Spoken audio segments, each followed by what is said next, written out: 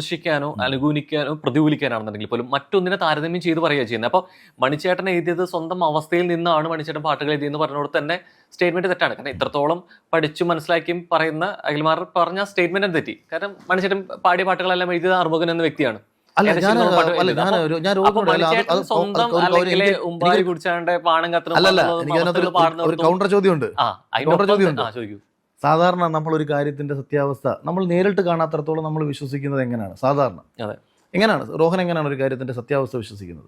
ഒരു കാര്യത്തിലേക്ക് ഓൾറെഡി അത് എഴുതിയ അല്ലിപ്പോ പാടിയ ആള് തന്നെ അതിന് പരികൾ എഴുതണം, അല്ലെങ്കിൽ അവസ്ഥ അതുകൊണ്ടാണ് എഴുതിയെന്ന് ഇങ്ങനെ പറയാം. അങ്ങനല്ല റോഹൻ ഞാൻ പറഞ്ഞത്. ചെയ്യുമ്പോ അഖിൽമാരാർ പറഞ്ഞൊരു കാര്യമുണ്ട്, മണിച്ചേട്ടൻ എഴുതിയത് തന്റെ അവസ്ഥ കൊണ്ടാണെന്നുള്ളതും അതായത് വേടന്റെ കാര്യത്തിൽ വരുമ്പോ അത് അങ്ങനെയല്ല എന്നുള്ളൊരു സ്റ്റേറ്റ്മെന്റ് അവിടെ ഉണ്ടായിരുന്നു. ഇല്ലാന്ന് പറയാൻ പറ്റില്ല. പറഞ്ഞു അതായത് ഞാനത് പറഞ്ഞ എന്തുകൊണ്ടാന്ന് പറഞ്ഞാൽ ഈ പറയുന്നത് നമ്മൾ ചില കാര്യങ്ങളെ പെട്ടെന്നൊരു ദിവസം എടുത്തു വെച്ച് സംസാരിച്ചിട്ട് കാര്യമില്ല. അതാണ് ഞാൻ പറഞ്ഞത്. 2025 തുടക്കം മുതൽ വേടനെ എതിർക്കാത്ത ഒരു വിഭാഗം ആൾക്കാർ, ഞാൻ ഉൾപ്പെടുന്ന കുറച്ച് പേർ, എന്തുകൊണ്ട് വേടനെ എതിർത്തു അവിടെ തൊട്ട് വേണം നമുക്ക് തുടങ്ങാൻ. ഇപ്പം പാർശ്വവൽക്കരിക്കപ്പെട്ടവർക്കും അരികവൽക്കരിക്കപ്പെട്ടവർക്കും കേരളത്തിലെ ദളിത് സമൂഹത്തിന് വേണ്ടിയാണ് വേടൻ എഴുതുന്നത് എന്ന് പറഞ്ഞപ്പോൾ പാലസ്തീനിലെ ജനത എന്ന് പറയുന്നത് കേരളവുമായിട്ടോ ഇന്ത്യയുമായിട്ടോ യാതൊരു ബന്ധവുമില്ല. മ്യാൻമാറിലെ ജനതയ്ക്ക് ഇവിടമായിട്ട് യാതൊരു ബന്ധവുമില്ല.